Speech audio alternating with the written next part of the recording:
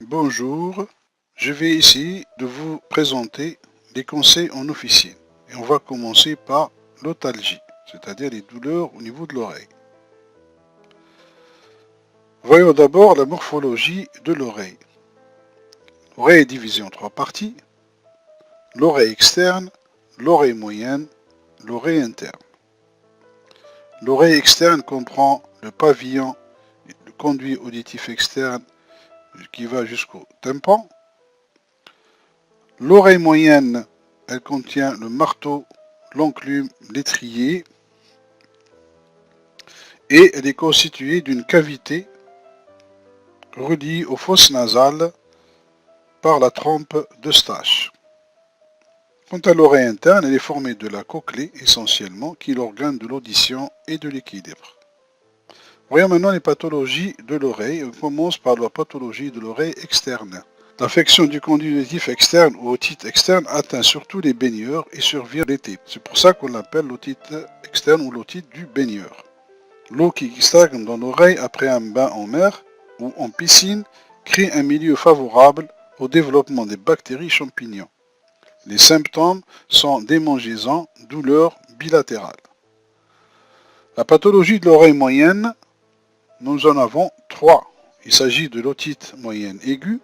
Elle est due à une infection virale ou bactérienne. L'inflammation locale provoque un épanchement purulent ou non derrière le tympan.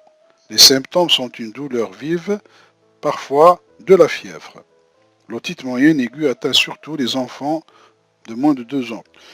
L'otite séromuqueuse correspond à un épanchement chronique derrière le tympan sans infection.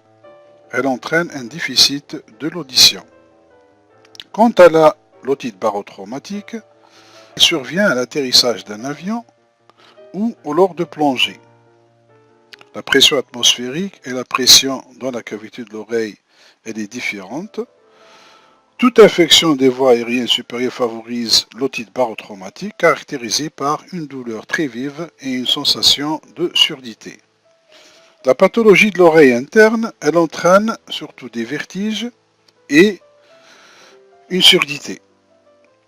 Et il ne relève jamais du conseil à l'officiel. Voyons maintenant quel traitement proposer. Commençons d'abord par les conseils à donner. Chez l'enfant, une consultation médicale est impérative en cas d'otalgie. Chez l'adulte, une consultation médicale est souhaitable en cas de baisse brutale de l'audition, d'acouphènes, de traumatisme de l'oreille tels que le bruit, le choc ou l'utilisation de coton-tige, d'écoulement de l'oreille ou systématiquement chez le diabétique. La consultation est impérative avant d'instiller des gouttes auriculaires pour vérifier l'intégrité du tympan.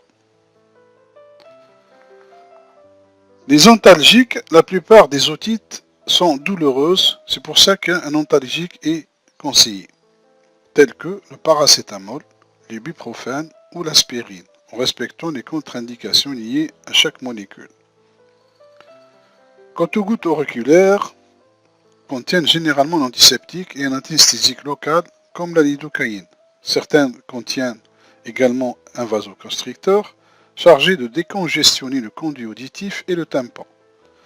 Elles sont indiquées en cas d'otite moyenne congestive ou d'otite barotraumatique après vérification du tympan. Quels conseils donner pour prévenir l'otite barotraumatique au décollage et à l'atterrissage de l'avion? Il faut conseiller de sucer un bonbon ou bien mâcher un chewing-gum. En cas de douleur, utilisez la méthode de Valsava chez les adultes. Pincez le nez en expirant très fortement. Quant aux nourrissons, on peut leur proposer soit de téter un sein ou bien un biberon. Pour nettoyer l'oreille, il ne faut jamais utiliser les coton-tiges. Il faut vraiment les éviter. Conseillez plutôt le jus de la douche ou une solution d'hygiène auriculaire à pulvériser une fois par semaine en séchant bien le conduit auditif après la pulvérisation.